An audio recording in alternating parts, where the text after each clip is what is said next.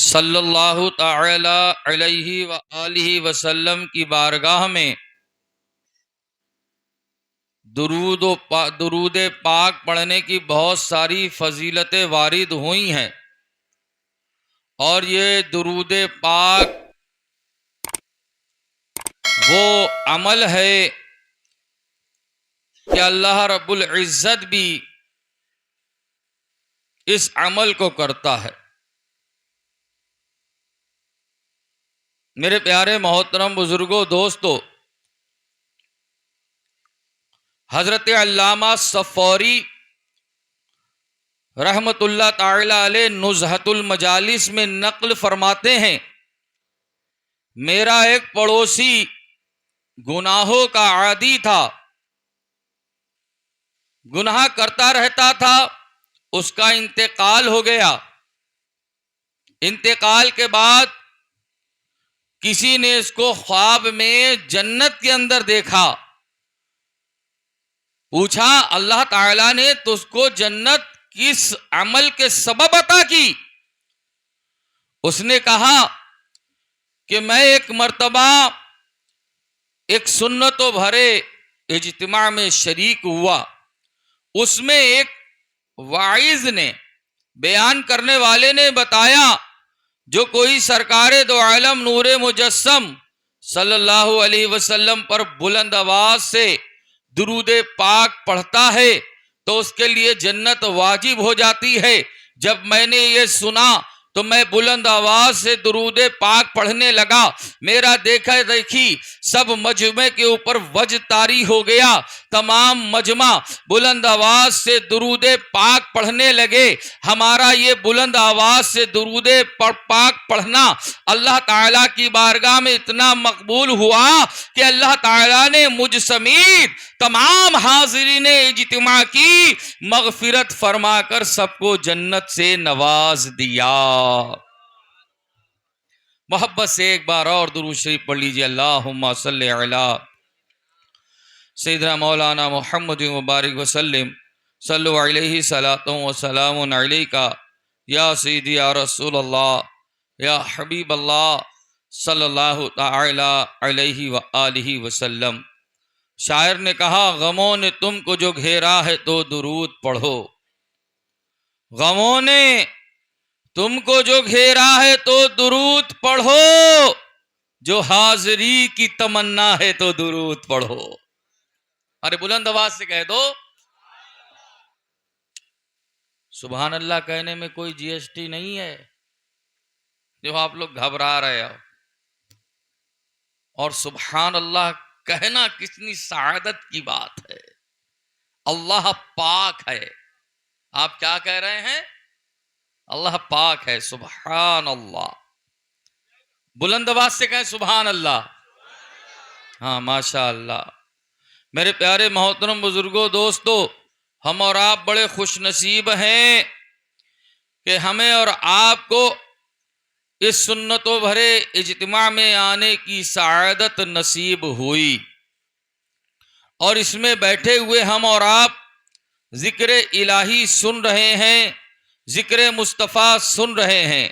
ابھی بھی جگہ خالی، آگے آ جائیں ماشاءاللہ، جو آگے بیٹھ جائیں۔ کرسیوں پہ تو سب گھر پہ بھی نہیں بیٹھتے ہیں، کیوں بھائی؟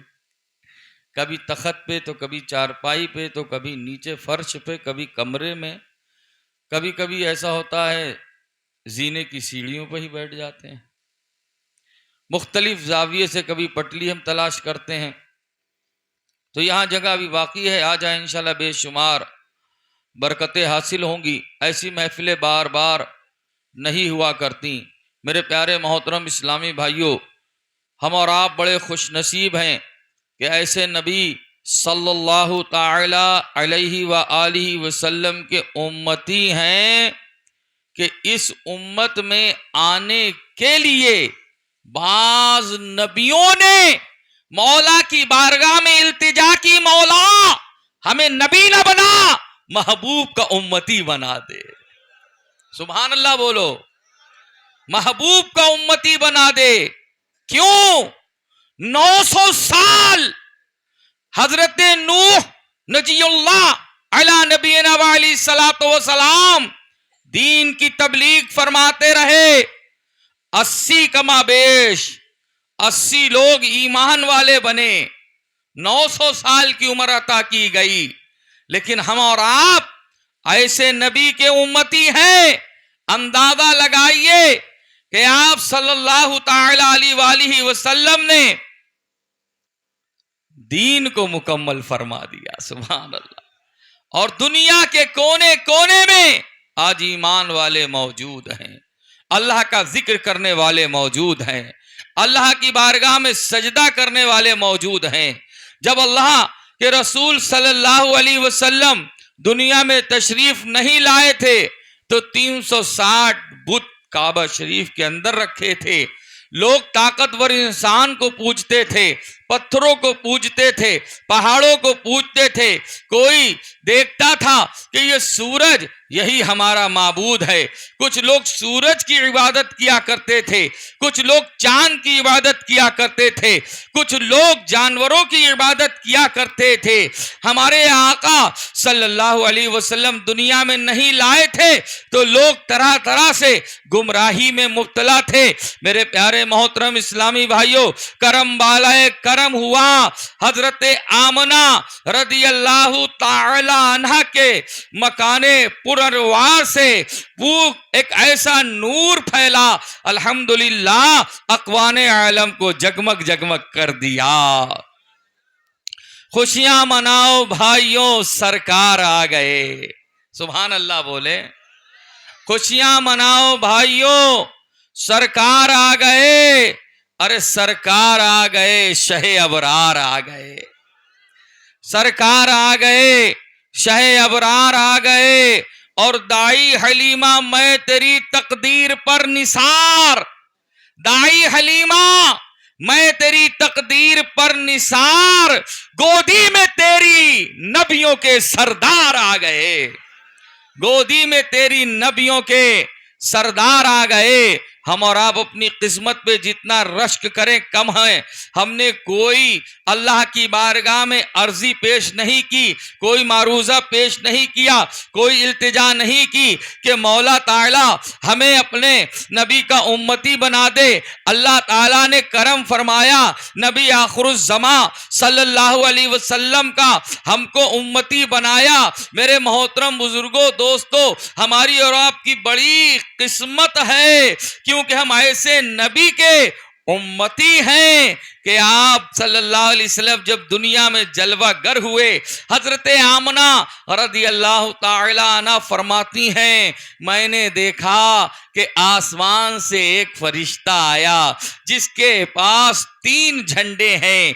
एक झंडा मशरिक में गाड़ा जहां से सूरज निकलता है, दूसरा झंडा मगरिब में गाड़ा जहां से सूरज गुरूब होता है, और तीसरा झंडा काबे की छत पे गाड़ा। और एक दूसरी रिवायत यह है कि एक झंडा बैतुल मुक़द्दस में गाड़ा, एक झंडा काबे की छत पे, और एक झंडा हजरत आमना के मकाने अक़दस पर। और फरमाती हैं जब ये तीनों झंडे नस्ब हो गए, मेरे घर में मोहम्मद की विलादत हो गई। जैसे ही हुजूर यानी मेरे बेटे दुनिया में तशरीफ लाए, फौरन सजदे में गए। पहला जुमला कहा अल्लाह अकबर, और दूसरा जुमला कहा अल्हम्दुलिल्लाहि कसीरा, और फिर तीसरा जुमला कहा रब्बे हबली उम्मती, रब्बे हबली उम्मती कहते हुए पैदा हुए। हक ने फरमाया कि बख्शा सलातो वस्सलाम। मेरे मोहतरम बुजुर्गों, दोस्तों, हजरत आमना रदियल्लाहु ताला अन्हा फरमाती हैं जैसे ही मेरे घर में बेटे की विलादत हुई, मेरा पूरा घर खुशबुओं से महक गया। बल्कि पड़ोसने आके कहने लगी ये खुशबू कैसी आ रही है, भीनी भीनी खुशबू है। और कुछ लोग चौक के ऊपर जमा थे, बड़े बड़े सरदार, कहने लगे मैं आपको एक ताज्जुब खेज बात बताऊं। बोले क्या? बोले मेरे वालिद साहब बीमार थे, आज मैंने क्या देखा कि बगैर दवा के اللہ نے ان کو شفا عطا فرما دی ہے. مجھے لگ رہا ہے کوئی معاملہ ہے. ایک شخص کہنے لگا, ایک سردار کہنے لگا, آپ کو میں ایک تعجب والی بات نہ بتاؤں؟ کہا بتاؤ. کہا بات دراصل یہ ہے کہ میرے جو جانور تھے ان کے تھن سوکھ چکے تھے, لیکن آج ایک ایسی خوشبو والی ہوا چلی کہ میرے جانوروں کے تھن جو سوکھ چکے تھے وہ دودھ سے لبریز نظر آ رہے ہیں. یہ گفتگو جاری تھی. ایک شخص کہنے لگا میرا دل آج اس قدر خوش ہے کیونکہ میں نے ایک ایسی عجیب خوشبو سونگی ہے جو میں نے کبھی نہیں سونگی تھی. کہنے لگے واقعی آج تو علاقے کا علاقہ مہک گیا ہے. مکے کی وادیاں مہک رہی ہیں, مکے کے پہاڑ مہک رہے ہیں, مکے کے صحرا مہک رہے ہیں, مکے کے گلزار مہک رہے ہیں. کیوں مہک رہے ہیں میرے محترم بزرگوں دوستو؟ یہ ہمارے حضور کی آمد کی وجہ سے مہک رہے ہیں. شاعر نے کہا کہ کیا مہکتے ہیں مہکنے والے, ارے بو پہ چلتے ہیں بھٹکنے والے. کیا مہکتے ہیں مہکنے والے, بو پہ چلتے ہیں بھٹکنے والے. آسیوں تھام لو دامن ان کا, یہ نہیں ہاتھ جھٹکنے والے. آسیوں تھام لو دامن ان کا, یہ نہیں ہاتھ جھٹکنے والے. یہ 4-5 حضرات کھڑے ہو کے بات کر رہے تھے تو کیا دیکھتے ہیں کہ حرم شریف میں سے ایک شخص آیا اور کہنے لگا اے لوگو میں تمہیں ایک عجیب بات نہ بتاؤں؟ کہا بتاؤ. کہا میں کعبۃ اللہ شریف کا طواف کر رہا تھا اور طواف سے فارغ ہو کر جب میں حرم سے باہر نکلنے لگا تو میں نے کیا دیکھا کہ عبد المطلب جو قریش کے سردار ہیں وہ اپنی گودی میں ایک چھوٹا سا بچہ لے کر آ رہے تھے کعبہ شریف کا طواف کروانے کے لیے, اور میں یہ دیکھ کر حیرت میں پڑ گیا کہ وہ کعبے کی طرف آگے بڑھ رہے ہیں طواف کے لیے, اور ایسا محسوس ہو رہا تھا کہ کعبہ اس طرف جھکا چلا جا رہا ہے. اللہ اکبر. تیری آمد تھی کہ بیت اللہ مجرے کو جھکا, تیری آمد تھی کہ بیت اللہ مجرے کو جھکا, ارے تیری ہیبت تھی کہ ہر بت تھر تھرا کر گر پڑا. میرے محترم بزرگوں دوستو, ہمارے آقا صلی اللہ علیہ وسلم کی یہ شان ہے کہ ان کی آمد کیسی با کمال آمد ہے. بچے ہمارے اور آپ کے یہاں بھی پیدا ہوتے ہیں, جب دنیا میں آتے ہیں تو نجاست سے آلودہ ہوتے ہیں, کوئی خوشبو نہیں ہوتی ہے, رو رہے ہوتے ہیں, چلا رہے ہوتے ہیں. بعض اوقات بچے سائلنٹ ہوتے ہیں, ان کو مار مار کے جگایا جاتا ہے اور ان کو رلایا جاتا ہے. لیکن میرے مصطفیٰ کریم کی آمد کتنی مبارک آمد ہے. حضرت آمنہ رضی اللہ تعالی عنہ فرماتی ہیں کہ جیسے ہی میرے گھر میں میرے بیٹے تشریف لائے میں نے کیا دیکھا کہ آپ کی ناف کٹی ہوئی تھی, یعنی آپ ناف بریدہ تشریف لائے, بچوں کی ناف کاٹی جاتی ہے. آپ صلی اللہ علیہ وسلم ختنہ شدہ تشریف لائے اور آنکھوں میں سرما لگا ہوا تھا, ایسے جگمگا رہے تھے کہ جیسے سجا کر بھیجا گیا ہو. ہمارے آقا کی یہ شان ہے, سبحان اللہ. ایسے نبی کے ہم لوگ امتی ہیں. ذرا اپنی قسمت پر معراج, ہماری قسمت کی معراج ہے.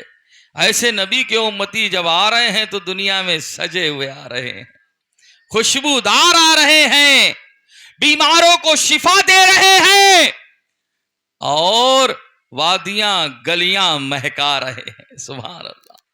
ایسے نبی صلی اللہ علیہ وسلم کے ہم اور آپ امتی ہیں. تو میرے پیارے محترم بزرگوں دوستو اسلامی بھائیوں, ہم اور آپ اپنی قسمت پہ جتنا رشک کریں کم ہے. وہی نبی صلی اللہ تعالی علیہ وآلہ وسلم جب نبوت کا اعلان کر دیتے ہیں اور کافی اسلام پھیل جاتا ہے, کیونکہ میلاد پر بیان ہمارے سید صاحب فرمائیں گے جو لکھنؤ سے آئے ہیں. میں آپ کی خدمت میں شاہجہان پور سے حاضر ہوا ہوں, تو اس لیے میں نے میلاد کی سٹارٹنگ کر دی ہے, شروعات. میلاد میں مدلل مفصل بیان آپ انہی سے ہی سماعت فرمائیں گے. میں اب آپ کو آگے کی طرف لے کے چل رہا ہوں. تاکہ ہم چند باتیں نصیحت کی حاصل کریں اور کچھ نہ کچھ سیکھیں. ورنہ پروگراموں میں تو بہت شرکت ہوتی ہے، لوگ کہتے ہیں مزہ آ گیا، مزہ آ گیا، مزہ آ گیا، اور صبح کو پوچھو کچھ یاد ہے؟ بولے یاد کچھ نہیں ہے، مزہ آ گیا، مزہ بہت آیا، ایسا لگا کہ بریانی کھا لی ہو، قورمہ کھا لیا ہو، کھچڑا کھا لیا ہو، مزہ آ گیا. تو مزہ بھی آئے گا انشاءاللہ، اور ایسا مزہ آئے گا کہ یاد رہے گا انشاءاللہ. تو نبی پاک صلی اللہ تعالی علیہ وآلہ وسلم نے جب نبوت کا اعلان فرما دیا تھا اور کافی حد تک اسلام پھیل گیا تھا، ایک مرتبہ اللہ کے رسول صلی اللہ علیہ وسلم حضرت سیدنا عقیل بن ابو طالب رضی اللہ تعالی عنہ کے ساتھ کہیں سفر پر تشریف لے جا رہے تھے. میرے محترم بزرگوں، دوستو، بہت دھیان کے ساتھ یہ واقعہ سنیے اور دیکھیے ہم لوگ کیسے نبی کے امتی ہیں، ہماری اور آپ کی کس قدر اہمیت ہے، ہم اور آپ کتنے خوش نصیب ہیں. عقیل بن ابو طالب رضی اللہ تعالیٰ عنہ فرماتے ہیں کہ میں اللہ کے رسول صلی اللہ علیہ وسلم کے ہمراہ تھا. ہم راستے میں جا رہے تھے کہ اللہ کے رسول صلی اللہ علیہ وسلم مجھ سے ارشاد فرمایا، اے عقیل بن ابو طالب. میں رک گیا، میں نے کہا لبیک یا رسول اللہ. کہا ان درختوں کے پاس جاؤ اور ان درختوں کے ساتھ جا کر کہنا اللہ کے رسول صلی اللہ علیہ وسلم قضائے حاجت کا ارادہ رکھتے ہیں، میرے گرد پردہ ہو جاؤ. آپ فرماتے ہیں میں ان درختوں کے پاس گیا اور ان درختوں سے جا کر کہا کہ اللہ کے رسول صلی اللہ علیہ وسلم قضائے حاجت کا ارادہ رکھتے ہیں اور میرے گرد پردہ ہو جاؤ. میں نے پیغام مصطفیٰ صلی اللہ علیہ وسلم ان پیڑوں کو سنایا. آپ فرماتے ہیں میں نے کیا دیکھا، وہ پیڑ جڑ سمیت اکھڑتے ہیں اور مصطفیٰ کریم کو چاروں طرف سے گھیر کے پردہ کر لیتے ہیں. سبحان اللہ، سبحان اللہ. اللہ کے رسول صلی اللہ علیہ وسلم قضائے حاجت سے فراغت اختیار فرماتے ہیں.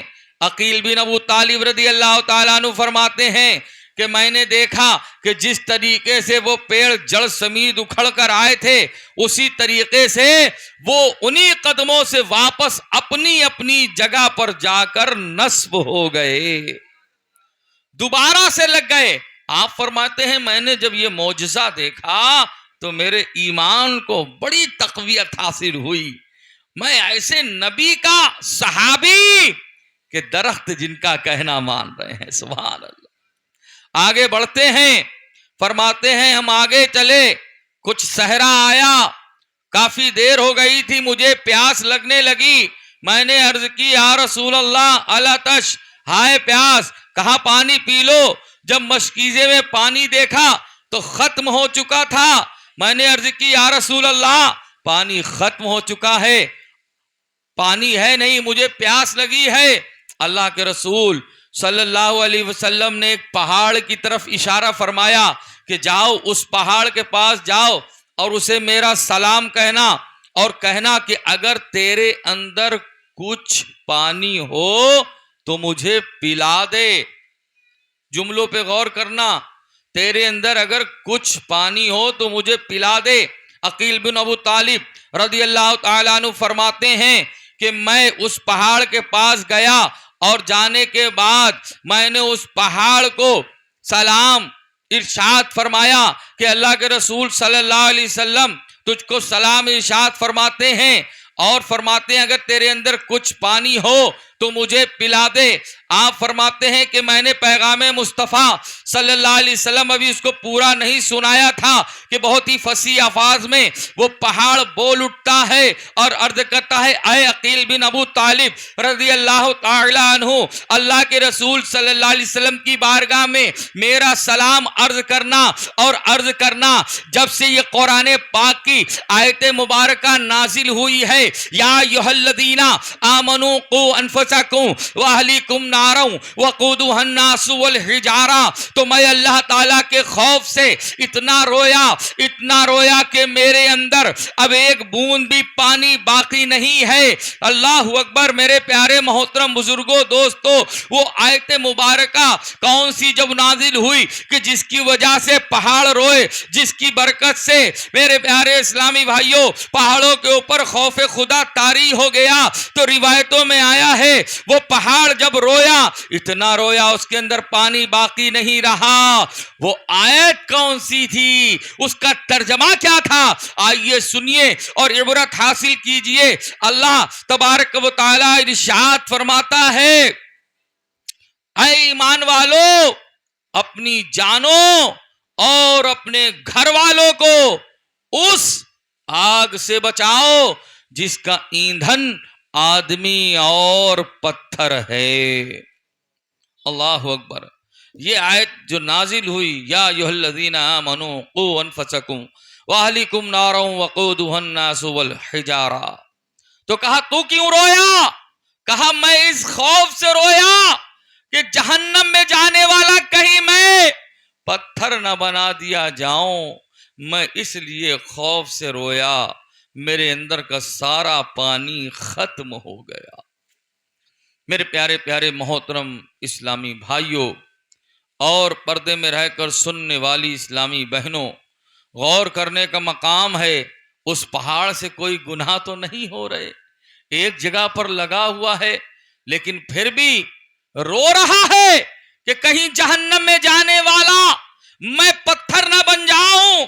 ہائے ان لوگوں کا کیا ہوگا جو دن پہ دن رات و دن گناہوں میں مبتلا رہتے ہیں، نمازوں پہ نمازیں قضا کرتے ہیں، محبوب صلی اللہ علیہ وسلم کی سنتوں کو پامال کرتے ہیں، پیارے نبی صلی اللہ علیہ وسلم کی نعرہ تکبیر، نعرہ رسالت، نعرہ رسالت. کھڑے ہو جائیں سید صاحب، ماشاءاللہ ہمارے تشریف لائے ہیں.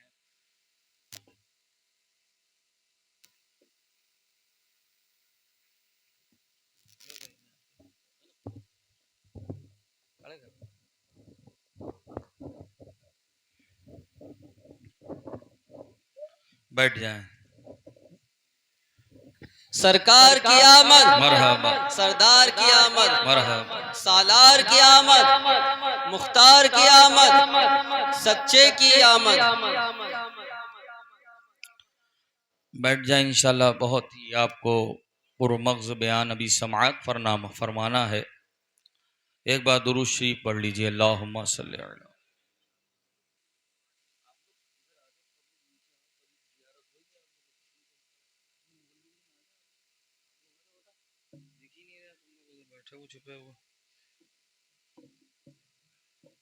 ایک بار اور درود شریف پڑھ لیجئے. اللہم صلی علی محمد مبارک وسلم. صلو علیہ صلاۃ و سلام علیک یا رسول اللہ صلی اللہ تعالی علیہ وآلہ وسلم. میرے پیارے پیارے محترم اسلامی بھائیوں، وہ پہاڑ خوف خدا عز و جل سے رویا اس ڈر سے کہ کہیں جہنم میں جانے والا میں پتھر نہ بن جاؤں.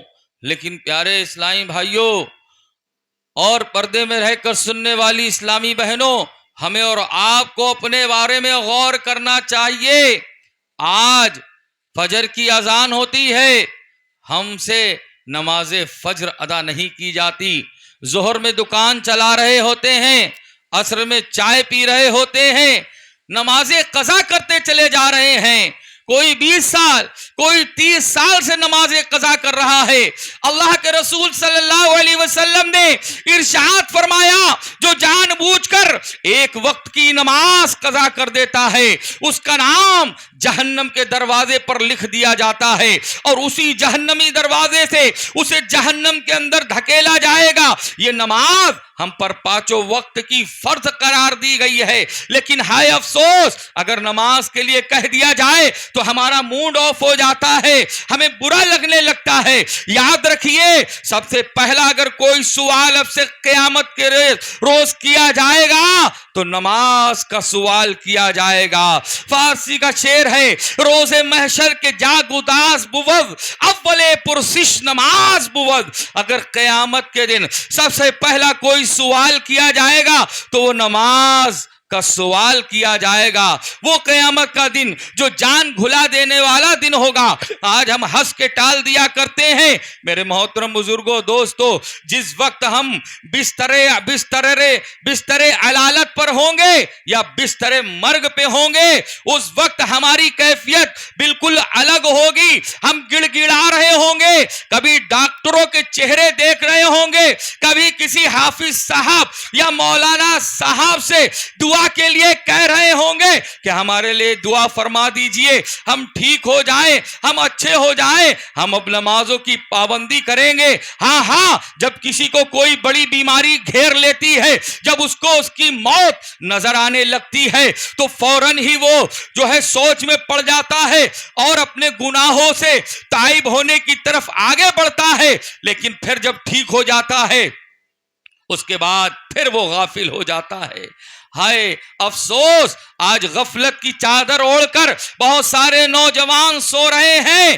آج وہ سوچتے ہیں کہ ہم چل رہے ہیں, کھا رہے ہیں, ہمارا کاروبار اچھا ہے, ہمارے پاس پیسہ ہے, ہمارے پاس صلاحیت ہے, ہمارے پاس گاڑی ہے, ہمارے پاس سب کچھ ہے, ہمیں کسی چیز کی ضرورت نہیں ہے. ارے ضرورت ہے, تجھے نبی پاک صلی اللہ علیہ وسلم کی سیرت پر عمل کرنے کی ضرورت ہے. یہ پیسہ یہی رہ جائے گا, یہ خوبصورتی یہی رہ جائے گی, یہ دولت یہی رہ جائے گی, یہ علم تیرا یہی رہ جائے گا. کام آنے والی اگر کوئی چیز ہے تو وہ اعمال ہیں. اعمال میں افضل عمل نماز ہے, اور پھر نبی پاک صلی اللہ علیہ وسلم کی سیرت پر عمل کرنا ہے. یہ نماز بھی حضور کی سنت ہے, نماز بھی حضور کی سیرت ہے. لیکن آج ہمارے بہت سارے اسلامی بھائی غفلت کا شکار ہیں. میرے محترم بزرگوں دوستو, ہمارا دعوت اسلامی کا ایک مدنی قافلہ بجنور شہر گاؤں گانگو نگلا میں پہنچا اور نیکی کی دعوت کو عام کرنے کے لیے باہر جا کر نیکی کی دعوت پیش کی جا رہی تھی. دیکھا کہ ایک شخص دودھ کی بھری ہوئی بالٹیاں لے کر آ رہا تھا.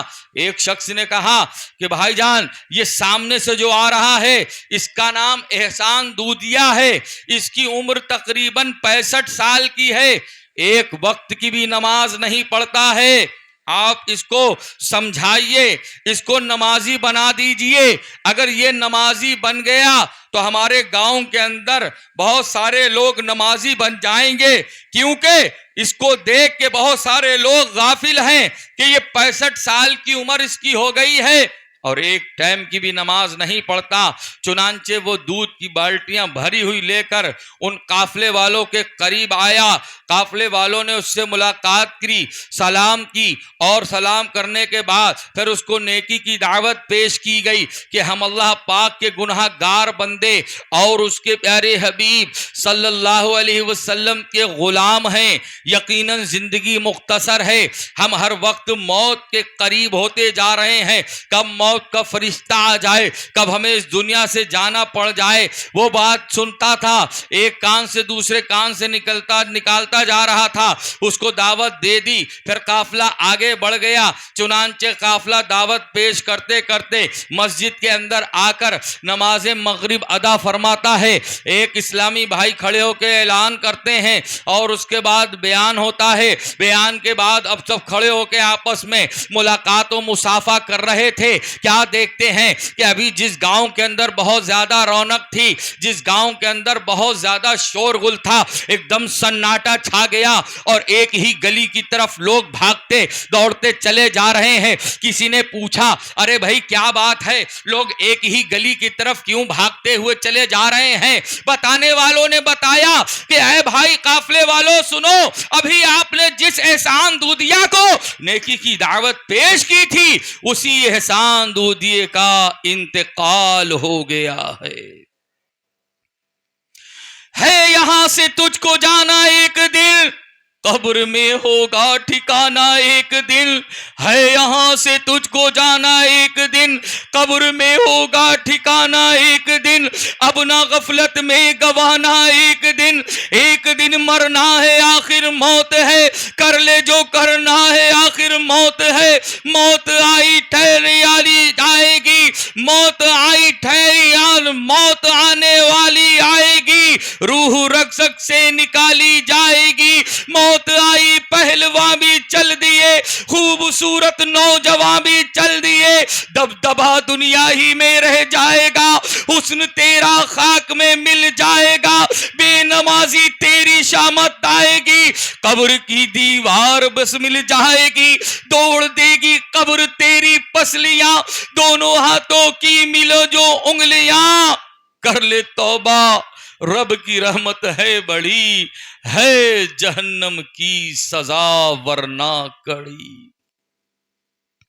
میرے پیارے پیارے محترم اسلامی بھائیوں، جس احسان دودیوں کو بھی نیکی کی دعوت پیش کی گئی، نماز کے بارے میں بتایا گیا، اسے کیا پتا تھا کہ آج میرے انتقال کا وقت قریب ہے؟